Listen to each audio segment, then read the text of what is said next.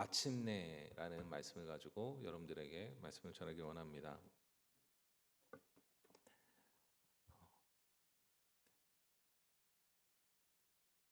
여러분 드라마를 좋아하십니까? 드라마를 새로운 것들을 볼 때도 참 재미있는데, 그런데 저는 두 번, 세 번 볼 때 그때 더 재미있을 때가 또 있는 것 같습니다. 이미 알고 있지만 그 반전이 일어날 것도 알고 있지만 그 아는 가운데서 그 포인트에서 그래 이제 바로 이거지라고 하면서 기대하면서 또 이렇게 보게 되어지는 그런 또 재미가 또 있게 되는 것 같습니다. 그런데 어, 이 성경도 마찬가지인 것 같습니다. 이미 알고 있는 사실이지만 하지만 또 다시 볼 때에 또 기대감이 있고 또 그 장면에서 또 감격과 또 기쁨이 있고 또 어떠한 장면에서는 또 이게 바로 그 나의 죄구나라고 하면서 또 바라보게 되어지는 그런 일들이 있게 되어지는 것 같습니다. 그런데 어, 오늘의 본문도 알고 있으면서도 이미 알고 있는 본문이면서도 보면서 또 기대하게 되는 일들이 있는 것 같습니다. 이는 아직 한 사람에게도 성령 내리신 일이 없고 오직 주 예수의 이름으로 세례만 받을 뿐이더라라고 얘기합니다. 그 전에는 이미 주님 이곳에 그 성령을 주시옵소서, 성령님이 임하여 주시옵소서라고 기도를 하고요. 그리고 아직은 그 세례만 받을 뿐이더라. 이후에 일어날 일들이 있습니다. 아, 그러면서 기대하게 되어지는 거죠. 그래, 마침내 일이 일어나는구나. 그래, 이 일을 통해서 어떤 일들이 일어나겠구나. 알면서도 기대하게 되는 그런 사건인 것 같습니다. 사도행전 1장 8절은 오직 성령이 너희에게 임하시면 너희가 권능을 받고 예루살렘과 온 유대와 사마리아와 땅 끝까지 이르러 내 증인이 되리라고 말씀하십니다. 성령님이 임하시면 받는 것이 무엇이라고 말하냐면 권능이라고 말씀하고 있습니다. 힘, 두나미스, 다이나마이트라는 것이 이제 이 어원에서 나왔다고 하는데요. 권능을 받으면 이전에 하지 못했던 일들을 하게 됩니다. 성령님이 임하시면 이전에 하지 못했던 일들을 하게 됩니다. 성령님의 동행함은 인생을 변화시키죠. 성령님을 받고 나니까 그가 하지 못했던 일들을 하게 되는 일들이 일어나는데 그 중에 한 사건이 바로 사도행전 7장의 스데반의 순교였습니다. 스데반이 설교 후에 성령이 충만합니다. 그래서 7장 55절 이하에 보면 그 충만하여서 그 전하여진 그 설교에 마음의 찔림을 받고 이를 갈고 있습니다. 그 분위기가 있었을 것입니다. 그런데 그 사이에 그가 있었음에도 불구하고 그는 그들을 의식하는 것이 아니라 하늘을 바라보게 됩니다. 하늘의 열림을 보게 되어지고 하나님의 영광을 보고 예수님께서 하나님과 함께 하심을 보게 됩니다. 성령님이 임하시니까 어떤 상황에서도 천국을 볼 수 있게 되어진 거죠. 하늘을 향해 나아가게 되어진 거죠. 그 상황이 무서운 게 아닙니다. 이러한 스데반을 사람들은 더욱 미워해서 달려듭니다. 그리고 그를 성 밖으로 데려다가 돌로 쳐 죽입니다. 이 성령이 충만하여서 참 어떻게 보면 인생이 좋게 끝나야 될 것 같은데 그러지 않았습니다. 죽었습니다. 순교하였습니다. 그러나 스데반의 죽음은 죽음으로 성령님의 사역이 끝난 것이 아니었습니다. 더 놀라운 강력한 권능이 임하게 되어집니다.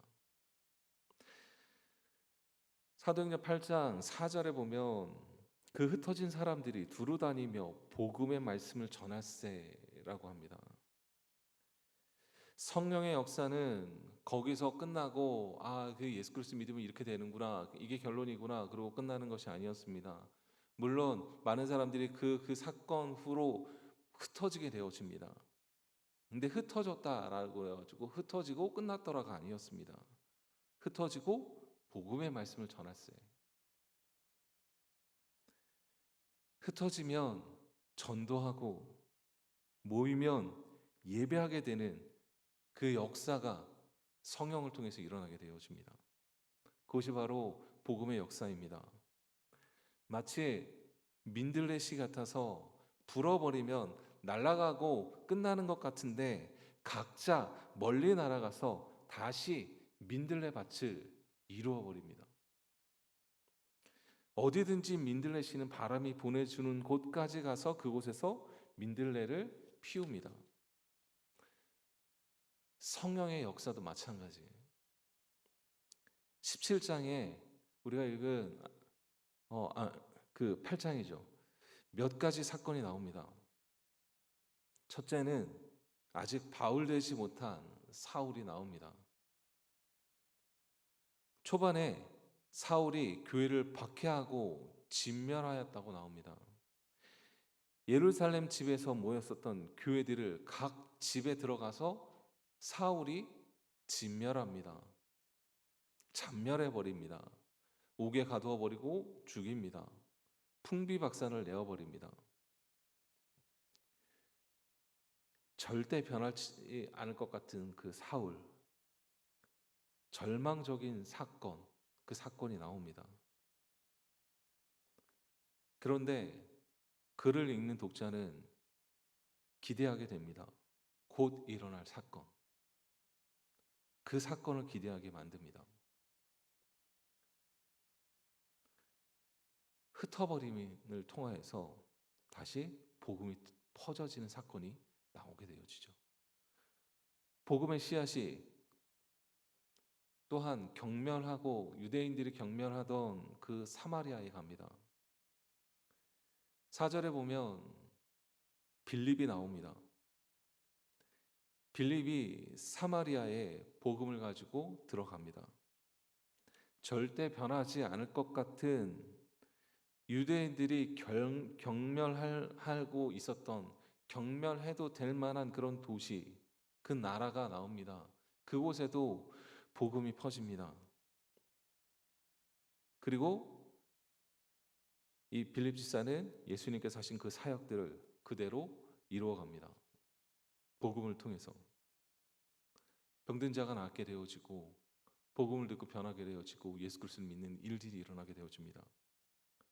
그래서 8절에 보면 큰 기쁨이 그 성 안에 있더라라고 말씀합니다. 흩어진 복음으로 이전에 소망 없던 사람들, 이전에 소망 없던 지역이 변하여서 기쁨이 있는 도시로 변하게 되어집니다. 행복해지는 그 일들이 일어납니다. 기대하게 되는 거죠. 그런데 이걸로 끝이 아닙니다. 예루살렘과 온 유대와 사마리아와 마침내 예수님이 말씀하시는 그 사역이 그 안에 이루어집니다. 그리고 성령님은 땅끝에 시작을 그 사마리아까지 이루어진 그 시점부터 다시 땅끝으로 이루어질 거라는 그 시점을 그곳에 알려줍니다. 26절에 보면 에디오피아 내시가 예루살렘에 예배로 왔다가 돌아가는 사건이 나옵니다. 성령님은 빌립을 지시하여서 그에게 복음을 전하게 하십니다. 그리고 39절에 보면 내시는 그 복음 전함으로 인하여서 기쁘게 그 복음을 받아들이고 세례를 받고 기쁘게 길을 가게 되어집니다. 기쁘게 길을 감으로 그를 다시 보지 못하니라 라고 말씀합니다. 복음의 확장이 땅끝의 시작이 그곳에서 이루어집니다. 사마리아와 땅끝까지 이르러 복음이 전도되어지는 그 시작이 이 8장에 있다고 생각합니다. 그리고 오늘 읽은 16절에 사마리아에 놀라운 일이 시작되는 것이 보여집니다. 아직 한 사람에게도 성령 내리신 일이 없고 오직 주 예수의 이름으로 세례만 받을 뿐이라. 13절에 보면 예루살렘에 있는 사도들이 사마리아에 복음을 전했다는 소식을 듣죠. 그리고 베드로와 요한을 파견합니다. 15절에 그들이 그 사마리아 성에 성령 받기를 위해서 기도합니다. 저는 독자로서 이 성경을 보면서 이 구절에 이 기대함이 있었습니다.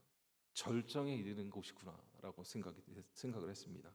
마침내 그 일이 이루어지는구나. 성령님이 이루시는 그 일이 이곳에 있구나. 그 일이 이루어지는 중요한 대목이라고 생각했습니다. 오직 성령이 너희에게 임하시면, 그러면 권능을 받게 된다. 그리고 사명자가 되어서 그 있는 곳부터 시작해서 복음의 전달자가 되어지는 것입니다. 성령님이 임하시니까 다윗도 변하게 되어지죠. 여러분, 다윗이 되는 시점은 사무엘상 16장 13절에 왕으로 기름 부음을 받고 그 기름 부음 받은과 동시에 어떻게 되냐면 여호와의 영에 크게 감동되었더라라고 말씀합니다. 성령님이 함께 하심서부터 다윗은 다윗이 되어지는 것입니다.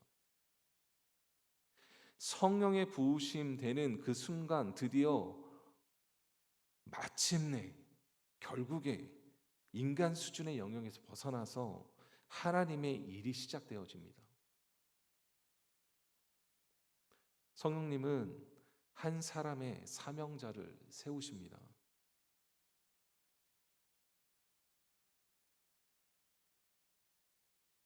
사마리아 성에서 시작하여 땅 끝까지 이르는 복음 사역자들이 이 성령 받는 그때부터 시작이 되어집니다. 세워집니다. 복음을 받아들였을 때 우리는 권능을 받습니다. 그리고 성령님이 우리 안에 함께 하실 때 우리는 사명자가 되어집니다. 사마리아 성에 성령님이 임하시고 그들은 땅 끝까지 이르게 되는 사명자가 됩니다. 하나님은 그 땅에 빌립을 세우셨다가 이 성령님을 받아들인 그 사건을 후로 다른 사역지로 그 빌립을 옮기시죠. 다른 땅 끝으로 가야 하는 전초기지를 세우러 가게 합니다. 사마리아 땅에서 땅 끝으로 복음이 전파되는 시점이 바로 이 성령을 받는 사건으로 시작된 것입니다. 그리고 이 사건으로 마침내 그곳에서부터 시작하여서 한국 땅에도 복음이 전해지고 성령님을 받아들이는 사건을 통하여서 이곳에서 또한 땅 끝까지로 떠나는 그 사역이 시작되어진 것입니다.